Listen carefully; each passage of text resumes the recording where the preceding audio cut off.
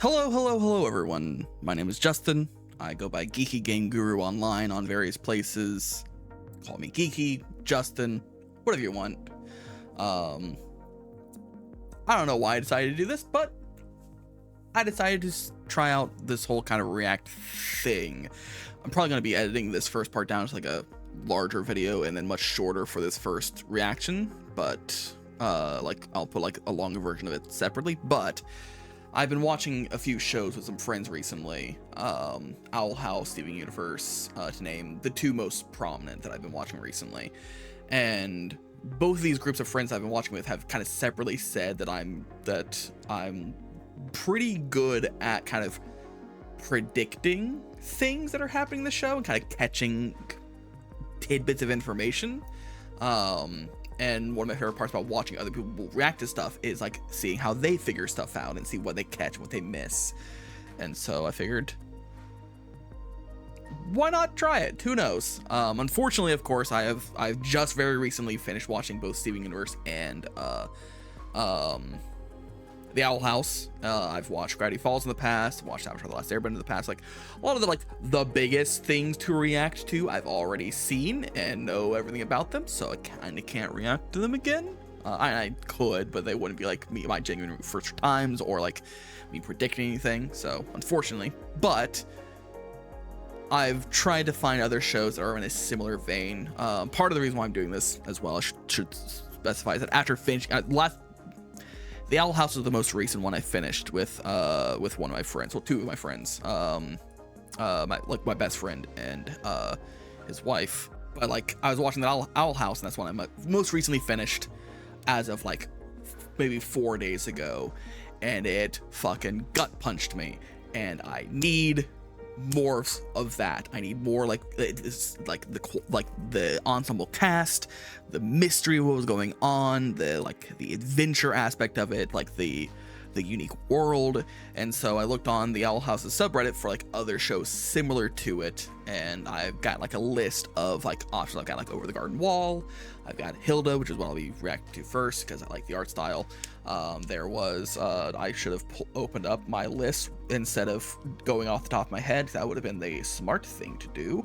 And it's taking me forever to open this up. No, stop it. I don't want to update my notes app. It's an oats app. What the fuck do you need to update for? Anyway, so there's Over the Garden Wall, Kippo and the Age of the Wonder Beast, Summer Camp Island, Wakfu, Hilda, Troll Hunters, which I'm curious about because I've heard good, like from that subreddit, I saw a lot of good things about Troll Hunters, but like the art style looks a little kind of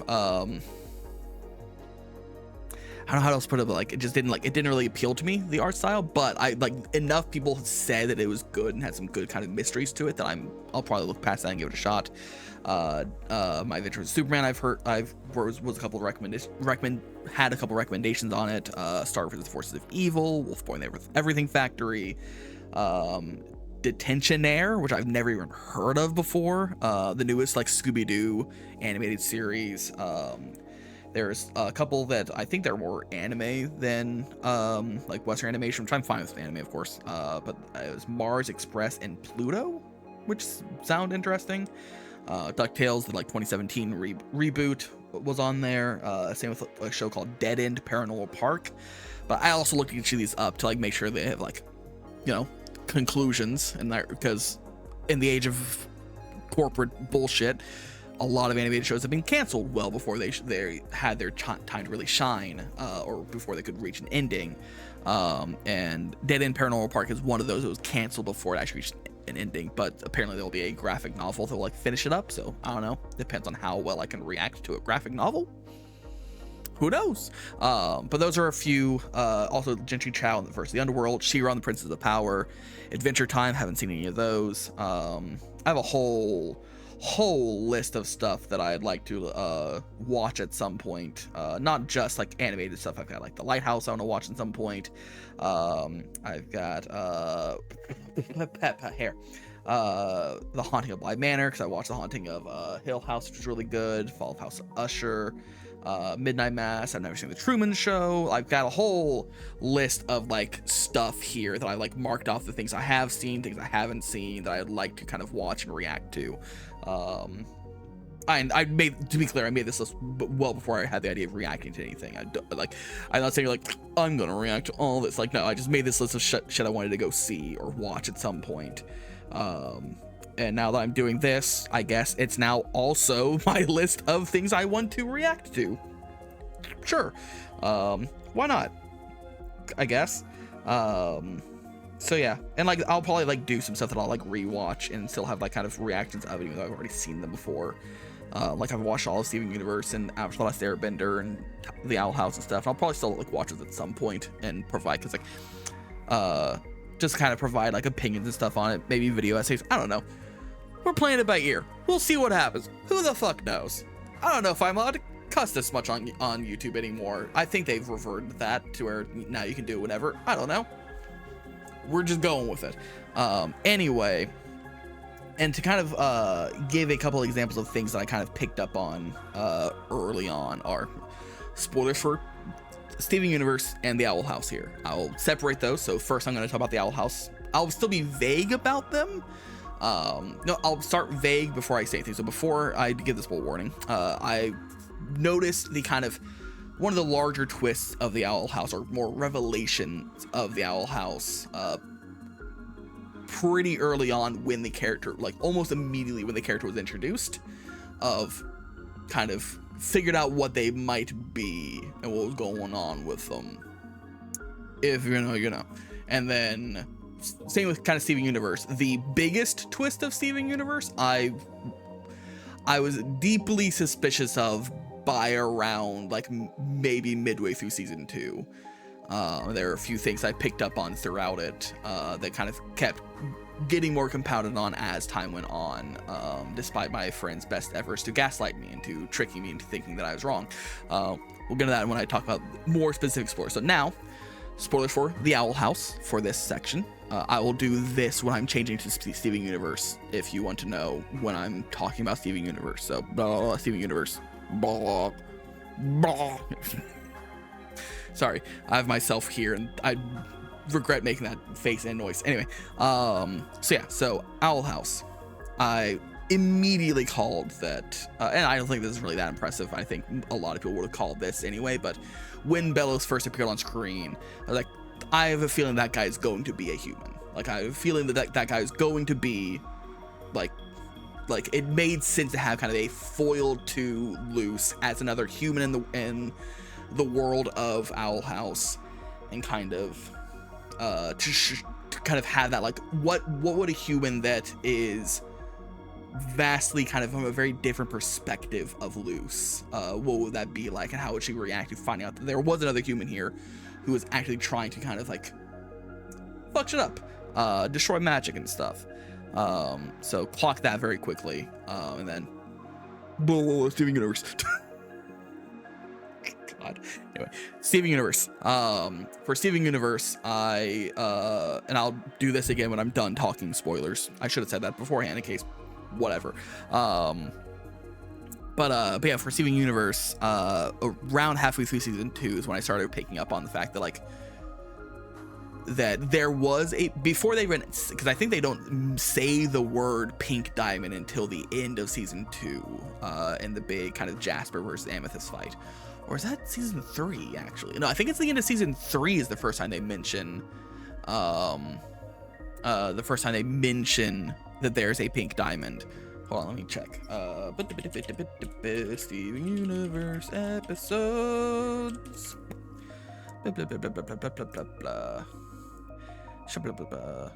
Also, the fact that when looking at, like, I would sometimes pull up the wiki to like look reference stuff and look at characters. The Steven Universe wiki does not give a shit about spoil tagging stuff. The fact that I didn't notice that the icon for the fandom wiki, which fuck fandom, but you know, is pink diamond, and it's just the thing rotated. Like, that is a huge spoiler they just have there for some reason. But yeah, is it? No, it's not the end of season 3.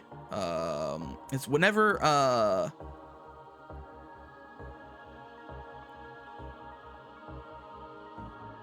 it is the end of season 3. It's the second to last or third to last episode of season 3, Earthlings.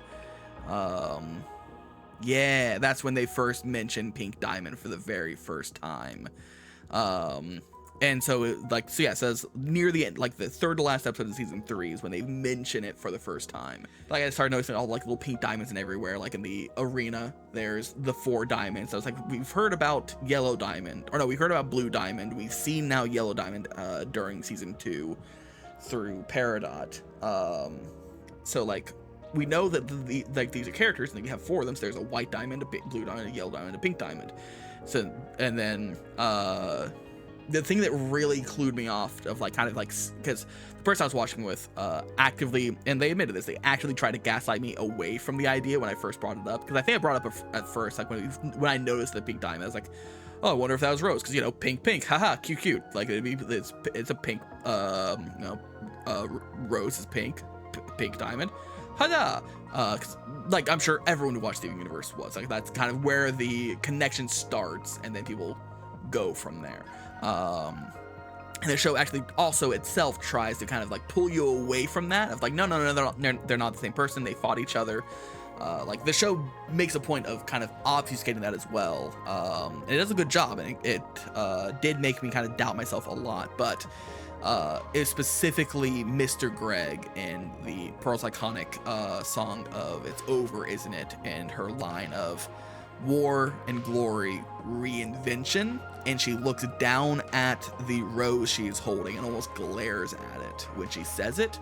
And that was the big siren that I know there is something here.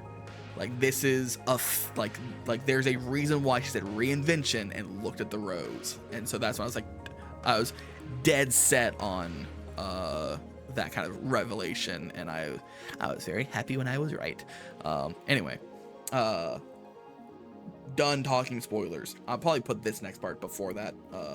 Anyway, because like the reason why I feel like I'm decent at noticing stuff and kind of like picking up on like plot twists and revelations early is the fact that I was attempting before I ran out of money for college to be I was getting a film degree in college, and so I know how like story structures are. I know how you would set stories up to kind of like reference things without being too obvious, though you're always have to be a little bit obvious so that people pick up on it. Kind of callbacks and foreshadowing and stuff like, look at me, I know foreshadowing. Anyway, but like, and specifically with animation as well, because like with live action, there could be something weird in the background, or like an actor could like look at something in a weird way, and it could mean nothing just because we're people and like we can't control everything, and so the actor might just look at something in a weird way during the line read and it means nothing, or there might be like a sign in the background that means nothing. Like that, like it's harder to kind of distinguish between like what's important and what's not important in live action. It also tends to be a little more cluttered as well. While with animation, everything is put in its specific place for a reason. Someone had to manually put the thing there or animate the thing a certain way. So everything in an animation means something. It is there for a reason. It's not there accidentally. It is not there serendipitously. It is there for a purpose. So again, kind of like whenever a character looks at something weird, or there's a detail in the background that's unusual, or it's very distinct, like it's there for a reason. It's not there by accident. And so because I kind of like, I don't know. I thought it sounded like special. I don't know why I'm tooting my own horn on that part. I don't know why I'm doing it. Whatever. Doesn't matter. I'm moving on.